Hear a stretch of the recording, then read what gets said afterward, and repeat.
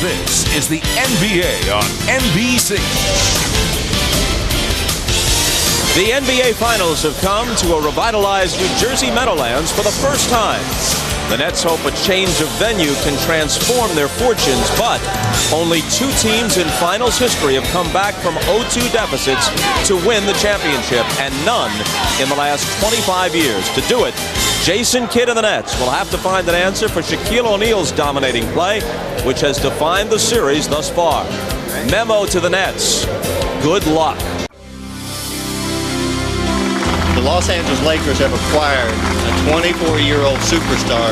The Charlotte Hornets have traded Kobe Bryant to the Lakers. I'm the big brother. He's the little brother. Kobe on the move. Loud for O'Neal.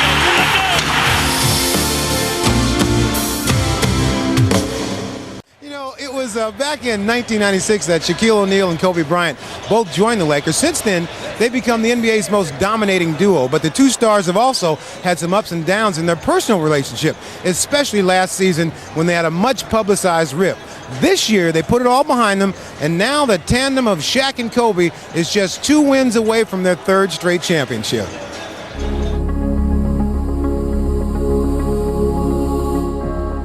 Do you feel like with the two of you, you guys are unbeatable?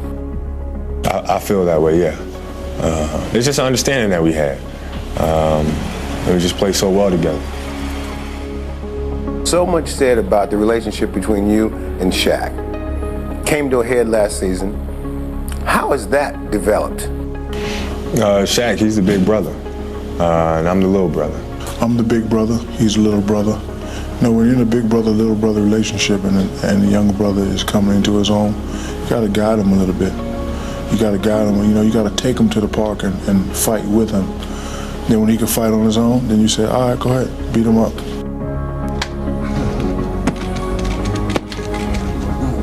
Last year was just something that we had to go through just to grow as individuals and to grow as a team. And I think if anything, it brought us closer together, and our relationship now is the best it's ever been. It seemed to me that the culmination of your friendship with Shaq came about before Game 6 with Sacramento, when at 2:30 in the morning, you called Shaq. What was that all about? You know, my mind was on the game. You know, we had a huge challenge ahead of us. That was to win 2 straight. And I just wanted to give him a call, see if he was thinking about the game. And if he wasn't, I just wanted to wake him up and let him know I was. So he was like, let's make history. I was like, all right, I'll be ready. I know he was going to be ready. Grew up in New Jersey. You're going back as a champion, trying to win another championship. What's that mean to you? Kobe got the win in his hometown last year. I had the opportunity to win in my hometown this year. It'll be fun. All my relatives are there, where I was born and raised. Everybody's going to be there watching me. Hopefully I can win number 3 for them.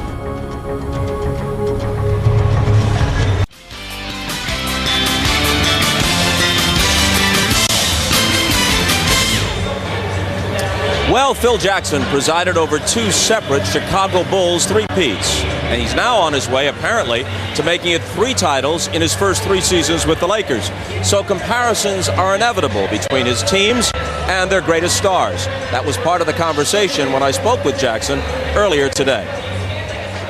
By consensus, Michael Jordan is the greatest player who's ever played in the NBA. But somebody could mount an argument that if you just want to win a championship, the most dominant player of the modern era is Shaq. So if you had the 2 of them, you can only have one. Some people might actually take Shaq, even though it seems like sacrilege. What do you say?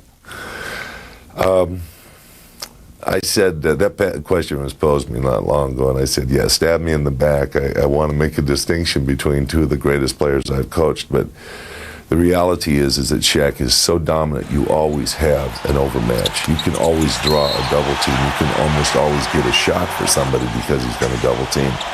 The drawback about that is that he's got to have the ball put in his hands, whereas Michael can get it and take it 90 feet and develop something from within that aspect of bringing it up the court and finding an operating space. So they're both great.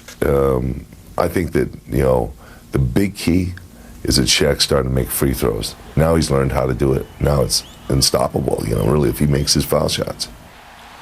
When people debate the greatest teams of all time, one argument that always comes up is, all right, the Bulls were sensational, but in the finals they never had to meet a team with a dominant center. So what happens if the best of your Bulls teams, whichever year you choose, goes up against the Lakers with Shaq? What happens? Very difficult for that team. For the Bulls? Yeah, real difficult. We did beat Orlando with Shaq, swept them. They had gone to the finals the year before, so they were the Eastern Conference champions, but it would be very difficult, because we didn't like to double team. That Chicago team wanted to stay pretty solid defensively, and the only thing we could do was put pressure, which is what a lot of teams try to do to us with the Lakers now.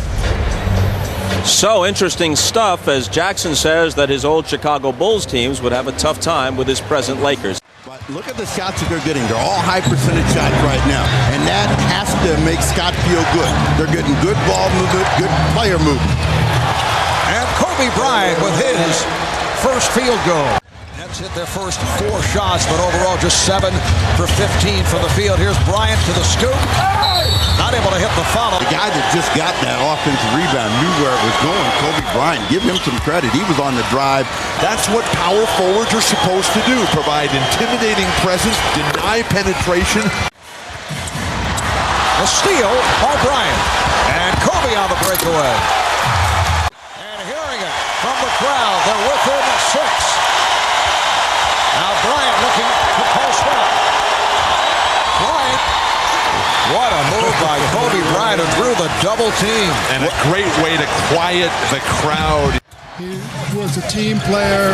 He tried to figure out how he could make individuals better. All that comes together with him as a coach now.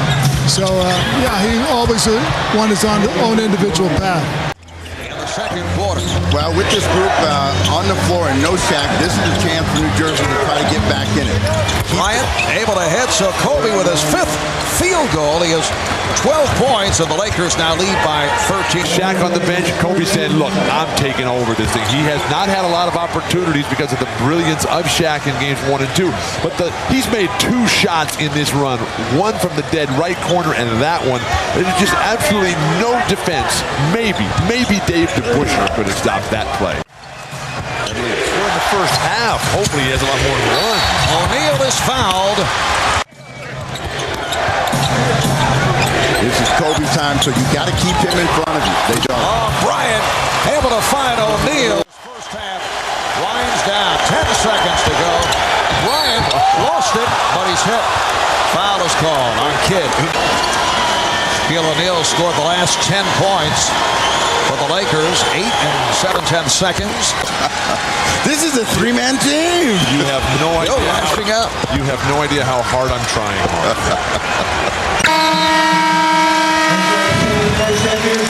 Well, the Nets are hearing it from this crowd. They are within 6 points. The high scorer, Shaquille O'Neal, with 21. He also has 6 rebounds. Kobe Bryant has 14. Kenyon Martin with 11. Todd McCullum with 10. Let's go to Jim Gray with Kobe Bryant. All right, Marv, 14 points for Kobe. Kobe, was it poor execution by the Lakers that allowed the Nets to get back into this game? Yeah, we got away from our offense, their zone, took away from our rhythm somewhat. It was a matter of regrouping and getting back to Laker basketball. Do you expect a very desperate net team here in the second half? Well, we think they're going to come out and play very energized. Try to get the ball up the floor, get easy baskets, try to take us out of what we do. We'll see what happens in the second half. All right, Kobe, thank you. All right. Marv, back to you. Thanks, Jim. Well, no team has won all 3 games at home since the NBA went to the 2-3-2 format back in 1985. The Nets in a desperate scenario, trailing in this best of 7, 2 games to nothing, and trailing here at the half by 6. Coming up, the Verizon Wireless at the half with Bob Costas and Tom Tolbert. You're watching the NBA Finals on NBC.